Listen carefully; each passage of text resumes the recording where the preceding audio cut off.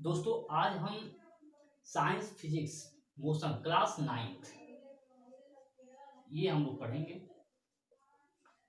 Motion के बारे में। तो आप जानते हैं गति गति क्या होता है? जब कोई वस्तु अपने स्थिति को समय के हिसाब से समय के साथ क्या कर रहा हो, बदल रहा हो, तो यह आपका गति कहलाता है। क्या कहलाता है? गति, मोशन। यदि किसी वस्तु की स्थिति जो है समय के साथ क्या करे, परिवर्तित हो रही हो, वह आपका गति कहलाएगा। गति में हम दो प्रकार की गति के बारे में पढ़ेंगे। पहला ए गतिमान की अवस्था,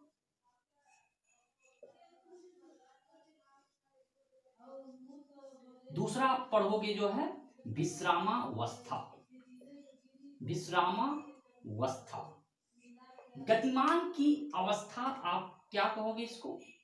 यदि कोई वस्तु समय के साथ अपनी स्थिति में परिवर्तित कर रही हो तो उसे हम गतिमान की अवस्था कहेंगे। जैसे कि आपका रेलगाड़ी, आप देखते हो रेलगाड़ी एक जगह है, एक पॉइंट पर है और ये आपका पॉइंट बी पर जाती है। तो आप क्या देख रहे हो, ये पहले पॉइंट ए पर इसकी स्थिति थी, फिर समय के साथ पॉइंट बी पर स्थिति हो गई। तो आप कहोगे कि जो रेलगाड़ी है गतिमान की अवस्था में कहलाएगी। उसी प्रकार आप देखोगे एयरप्लेन या हवाई जहाज, हवाई जहाज भी आप देखोगे तो ये भी आपका गतिमान की अवस्था में कहलाएगा। दूसरा पढ़ोगे आप विरामावस्था। विरामावस्था क्या कहलाएगा? यदि कोई वस्तु समय के साथ अपनी स्थिति में बदलाव नहीं करे या परिवर्तित न करे तो वह वस्तु आपकी विश्रामावस्था में कहलाएगी। जैसे कि आप सिंपल उदाहरण देख सकते हो, पेड़। पेड़ आप क्या देखते हो, एक जगह जो है आपका ठहरा हुआ है, समय के साथ अपनी स्थिति में परिवर्तन नहीं कर रहा है। और जैसे कि आप देख लो घर, दूसरा एग्जाम्पल देख सकते हो आप, घर। तो घर क्या है? आपका ठहरा हुआ है, समय के साथ स्थिति में परिवर्तित नहीं कर रहा है, तो यह वस्तु विश्रामावस्था में कहलाएगी।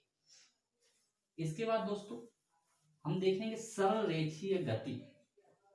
सरल रेखीय गति, लीनियर मोशन। लीनियर मोशन, सरल रेखीय गति।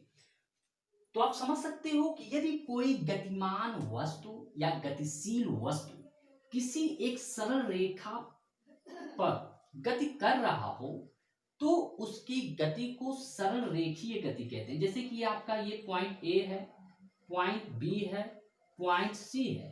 कोई गतिमान वस्तु जो है आपका ए पॉइंट से बी पॉइंट पर चला, बी पॉइंट से सी पॉइंट पर चला, तो कह सकते हैं कि अगर कोई गतिशील वस्तु किसी एक सरल रेखीय या कह सकते हो एक रेखा पर, ठीक है, गति कर रहा हो तो उसकी गति को हम कहेंगे सरल रेखीय गति, यानी सीधी लाइन में। ठीक है। दूसरा आप पढ़ोगे विस्थापन। तो दोस्तों विस्थापन एवं दूरी, इसको जानने से पहले हम पढ़ेंगे दो गति के बारे में। पहली गति है एक समान गति,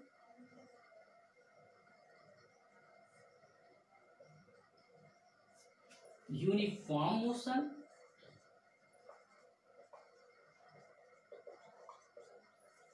दूसरी गति के बारे में आप पढ़ोगे असमान गति, non uniform motion. Non uniform motion, okay. एक समान गति क्या कहलाएगी दोस्तों? कि यदि कोई गतिशील वस्तु की जो स्थिति है समान समय अंतराल में समान दूरी तय करती है। यदि कोई गतिशील वस्तु समान समय अंतराल में समान दूरी तय करेगी तो आपकी गति एक समान गति कहलाएगी। जैसे कि मान लो एक ग्राफ ऐसे देखते हैं हम लोग, एक ग्राफ देखेंगे, ये आपका जो है सेकेंड में शो कर रहा है और ये आपका मीटर में, ये जो डिस्टेंस मीटर में, और ये आपका टाइम में शो कर रहा है सेकेंड में। जैसे यहाँ पर आपका है 2 सेकेंड, 4 सेकेंड, 6 सेकेंड, या इसको 2 4 6 9 करके 1 2 3 सेकेंड कर लें, ऐसे कर लें। ओके, और इसको आप कर लो 2 मीटर, 4 मीटर, 6 मीटर। ओके, तो अगर 1 सेकेंड में, अगर आप देखो 1 सेकेंड में इसकी डिस्टेंस कहाँ से कहाँ पहुंच गई, 2 मीटर। ओके, फिर जो अगले 2 सेकेंड में कहाँ पहुंच गई, 4 मीटर, अगले 3 सेकेंड में कहाँ पहुंच गई, 6 मीटर। तो दोस्तों अगर समान समय अंतराल में समान दूरी ये कवर करेगी तो ये आपकी जो गति कहलाएगी एक समान गति कहलाएगी। ओके दोस्तों, तो आप देखोगे असमान गति किसे कहेंगे, तब ये भी समान समय अंतराल में असमान दूरी तय करेगी, समान समय अंतराल में असमान दूरी तय करेगी तो इसकी गति असमान गति कहलाएगी। जैसे इस जो है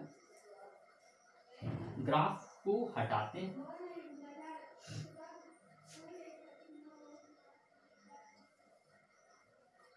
असमान गति, असमान गति, नॉन यूनिफॉर्म मोशन। आप देखोगे समान समय अंतराल में असमान डिस्टेंस तय करेगा।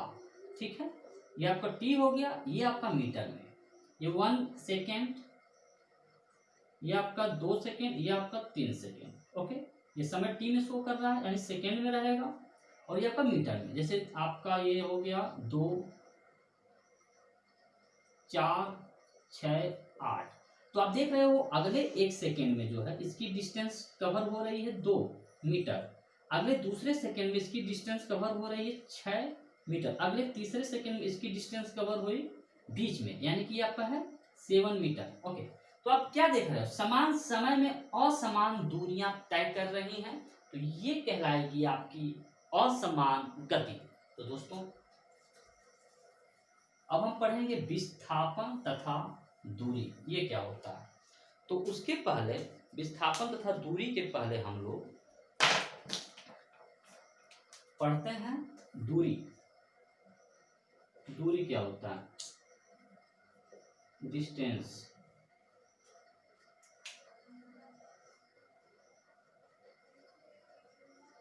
दूरी डिस्टेंस क्या होता है,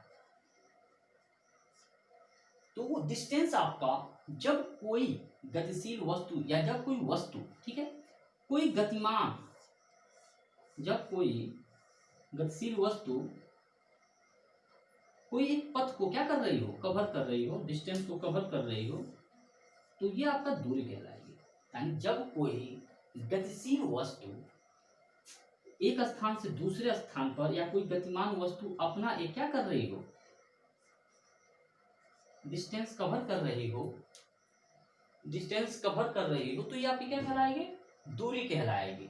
ओके, और विस्थापन क्या होता है दोस्तों, विस्थापन डिस्प्लेसमेंट, डिस्प्लेसमेंट, डिस्प्लेसमेंट क्या होता है, तो किसी गतिशील वस्तु की अंतिम तथा प्रारंभिक स्थिति को, जैसे कि मान लो कोई व्यक्ति ए से बी की ओर गया, बी से कहाँ गया, सी की ओर गया। ठीक है, तो ये तो आपका टोटल डिस्टेंस हो गया A B plus B C. Okay, और ये आपका विस्थापन क्या हो जाएगा, तो किसी वस्तु की अंतिम तथा प्रारंभिक, अंतिम तथा प्रारंभिक स्थिति का अंतर, ये क्या कहलाएगा, विस्थापन कहलाएगा, डिस्प्लेसमेंट कहलाएगा। जैसे पॉइंट ए और पॉइंट सी के बीच की डिस्टेंस है, ठीक है, ये आपका क्या हो जाएगा, विस्थापन। ठीक है, और दूरी क्या हो जाएगा, तो किसी गतिमान वस्तु द्वारा तय किया गया, ओके, पथ, किसी गतिमान वस्तु के द्वारा तय किया गया पथ। जैसे कि पहले जो है ए से बी 3 किलोमीटर चला, बी से सी 4 किलोमीटर चला। ठीक है, तो इसकी कुल दूरी हो जाएगी आपका 3 + 4 यानी कि 7 किलोमीटर। लेकिन विस्थापन क्या हो जाएगा दोस्तों, विस्थापन तो इसका अंतिम एवं प्रारंभिक स्थिति का अंतर होता है। तो आप सभी पाइथागोरस प्रमेय पढ़े होंगे। ये होता है कर्ण, ये होता है आधार, और ये होता है आपका लंब। तो कर्ण का स्क्वायर इक्वल्स टू लंब का स्क्वायर और प्लस आधार का स्क्वायर। तो लंब का स्क्वायर आपका 4 का स्क्वायर है और आधार का स्क्वायर 3 का स्क्वायर, तो यह हो जाएगा 16 प्लस 9 यानी कि 25 का स्क्वायर। तो 25 को लिख सकते हैं 5 का स्क्वायर। ये हो जाएगा कर्ण का स्क्वायर इक्वल टू 5 का स्क्वायर, तो कर्ण की वैल्यू क्या हो जाएगी इक्वल टू 5। ठीक है, कर्ण की वैल्यू 5। तो यहाँ पर आप देख रहे हो विस्थापन क्या हो जाएगा 5 हो जाएगा दोस्तों। ठीक है, तो आज का लेक्चर वीडियो ये समाप्त होता है और अगले दिन नेक्स्ट लेक्चर वीडियो हम लेकर आएंगे। धन्यवाद दोस्तों।